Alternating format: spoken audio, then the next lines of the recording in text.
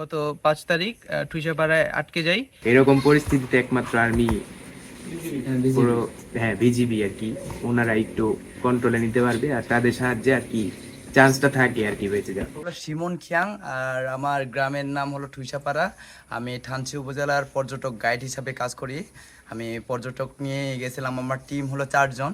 আর 4 জন নিয়ে আমি প্রথমে গেছিলাম লাগুক ঝর্ণা, ওটা দেখে আমি গেলাম হলো নাফাকুমে।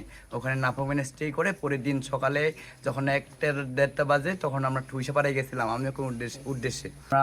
আমিও তো আছি, আমার টিম 4 জন, আর বিজিবি আছে 10-12 জন, আর সঙ্গে গ্রাম থেকে নিউকুলাস পাড়া থেকে 2 জন, আমাদের গ্রাম থেকে আমার সহকারী হিসাবে আরেকজন গাইড, ওরা 4 জন। আর আমরা এগিয়ে গেছি, পাহাড় নামছি, একটা উঠলাম আর একটা উঠলাম, ওইরকম আমরা যেখানে 1.5 ঘন্টা পর সেখানে আমাদের লাগছে 6 ঘন্টা যাবত।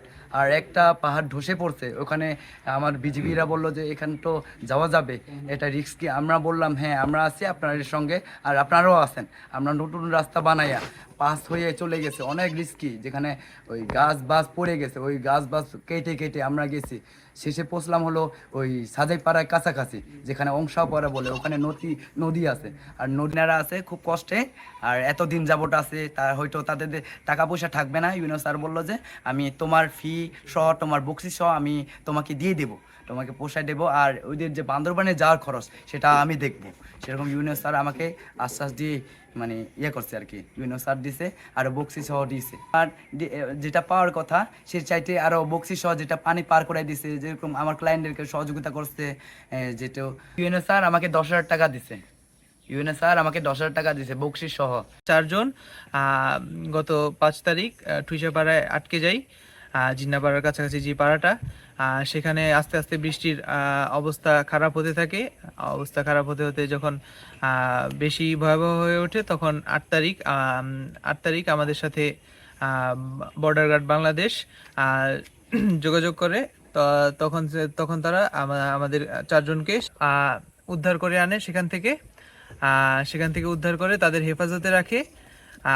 তা আমাদের খাবার দাবার সব কিছুর ব্যবস্থা করে। তারা তাদের জীবনের ঝুঁকি নিয়ে তাদের 4টা ক্যাম্প, প্রতিটি ক্যাম্পে 12 জন করে টিম, তারা আমাদেরকে সাহায্য সহযোগিতা করে এখানে থানচি পর্যন্ত নিয়ে আসে। এরই মাঝে তারা অনেকভাবে সহযোগিতা করে, খাবার দাবার থেকে শুরু করে এরপর বিভিন্ন কঠিন পরিস্থিতি পার করার জন্য তারা অনেক সাহায্য করে। দড়ি দিয়ে বিভিন্ন কঠিন যে রাস্তাগুলা দড়ি দিয়ে তারা পার করায় দেয়, দড়ি দিয়ে পার করায় দেয়।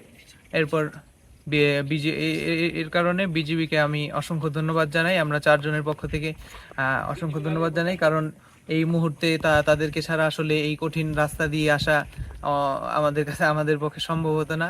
এর পরের রাস্তাও এখন তাদের ছাড়া আসলে যাওয়া অনেক কষ্টকর, তাই তাদেরকে আমরা অনেক ধন্যবাদ জানাই বিজিবিকে।